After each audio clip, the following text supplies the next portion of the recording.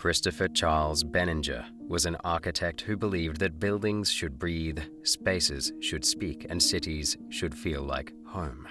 An American-born visionary who chose India as his canvas, Benninger shaped skylines, communities, and the minds of young architects with a distinctive blend of modernism and cultural respect. His works, from the Suzlon 1 Earth Campus to the Mahindra United World College, stand as testaments to his philosophy. Good design is a conversation between structure and soul. As we look back on his life today, we'll explore his journey from Harvard to the heart of Indian architecture, examining his legacy, his values, and how he became a transformative force in global architectural thought. Tragically, Benninger passed away recently on the 2nd of October, 2024, marking the end of a brilliant career. Let's dive into the story of a man whose designs captured not just space, but the very spirit of the people they served. Born on the 23rd of November 1942 in the US, Christopher Charles Benninger was a man shaped by intellectual curiosity and creative ambition from an early age. His journey into the world of architecture began with his formal education at the University of Florida, where he completed his bachelor's degree in architecture. But it was his time at Harvard University that would truly refine his architectural ethos. Under the mentorship of José Luis Serre, the revered Spanish architect and urban planner, Benninger's idea about architecture began to take on a distinctive form. Serre, known for his emphasis on human-centered urban planning, encouraged young Benninger to see design as a tool for social change rather than mere aesthetic expression. The two would spend countless hours discussing how architecture could improve people's lives, a belief that would deeply influence Benninger's future works. At Harvard, Benninger also delved into urban planning, a field that would define his approach to designing not just buildings, but entire environments. He embraced an interdisciplinary philosophy, integrating and executing elements of sociology, philosophy, and even economics into his designs. His colleagues and professors often described him as meticulous and visionary, with a natural ability to blend form and function. It wasn't long before he became known among his peers for his tenacity and willingness to question traditional design norms. But it wasn't just academic learning that shaped Benninger.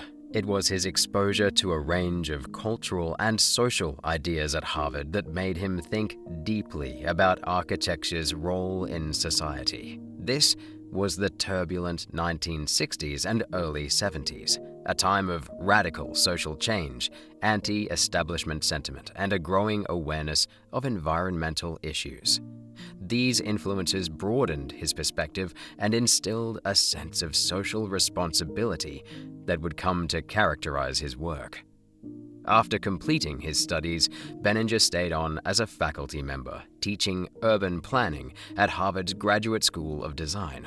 But his calling lay beyond the walls of academia.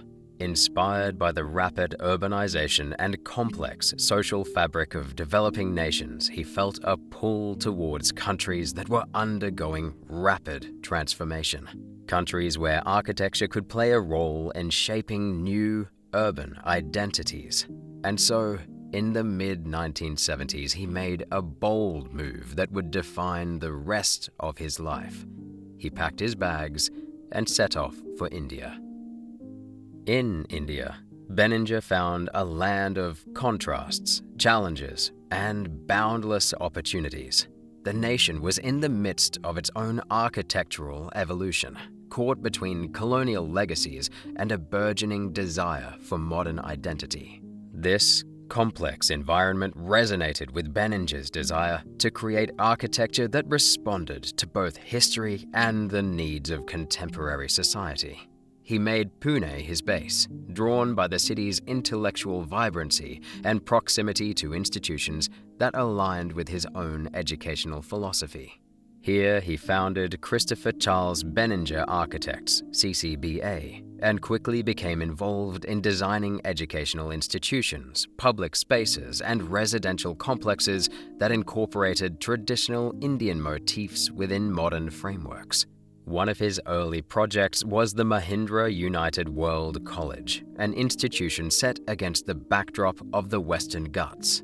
With its focus on natural materials and open spaces, the college is an embodiment of Benninger's belief in architecture as a means of connecting people to their environment. He favored local materials to the point of annoyance at some times to his colleagues and friends. However, his drive to include the community in every step of the design and execution process was monumentally present from the start. He would later call the Mahindra United World College project a place, quote, where learning happens through dialogue, with nature, with others, and with oneself. Benninger's architectural works in India are known for their ability to blend Western modernism with Indian traditions. He embraced local materials, climate considerations, and cultural contexts, all while pushing the boundaries of design. His masterpiece, the Suzlon 1 Earth Campus, remains one of the most celebrated green buildings in the entire country of India. The campus is more than just an office space. It's a self-sustaining environment that integrates solar power, wind energy, and water conservation systems, all built around a central courtyard that fosters a genuine sense of community. Another significant project was the National Ceremonial Plaza in Bhutan, which Benninger designed at the behest of the Bhutanese royal family. This plaza, which serves as a gathering space for both royal and public events, is a fusion of Bhutan's traditional architectural language with Benninger's modernist touch. He once described it as, quote, a place where tradition meets modernity, and where the past and present can converse freely. In addition to his architectural achievements, Benninger made substantial contributions to architectural theory and education through his many academic works. His book, Letters to a Young Architect, is a deeply reflective piece of work that offers insight into his personal philosophy, experiences, and the ethical dilemmas faced by architects. The book has become a staple today for aspiring architects and urban planners, with many considering it a modern classic. Throughout his career, he remained an advocate for socially responsible design. He often lectured on topics such as sustainable urbanism and the need for architecture that serves communities rather than alienating them. His teachings emphasized that architects must first be listeners, understanding the unique needs and aspirations of the people for which they design. This perspective set him apart from many of his contemporaries, earning him respect and admiration across the globe. Beyond his professional life, Benninger was a man of varied interests. He was an avid reader and a keen photographer, often seen exploring India's hidden architectural gems with his camera in hand. Friends and colleagues remember his generosity. He was known for inviting young architects and up-and-coming students to his home for spirited discussions around architecture, politics, and philosophy. He enjoyed Indian classical music, particularly the works of Ravi Shankar, and was deeply influenced by Eastern spirituality. Christopher Charles Benninger's legacy is one of thoughtful, humane architecture that prioritizes people and place instead of bricks and mortar.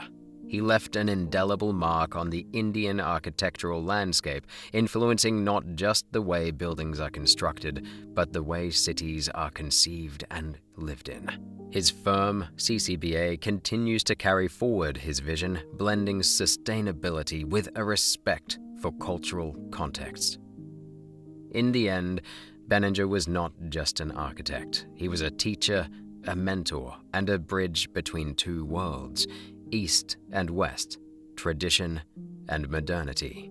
His ever-present legacy will continue to inspire generations of architects to come, reminding them that good design isn't about grandeur, but about creating spaces where people can live, learn, and thrive. May his soul rest in peace.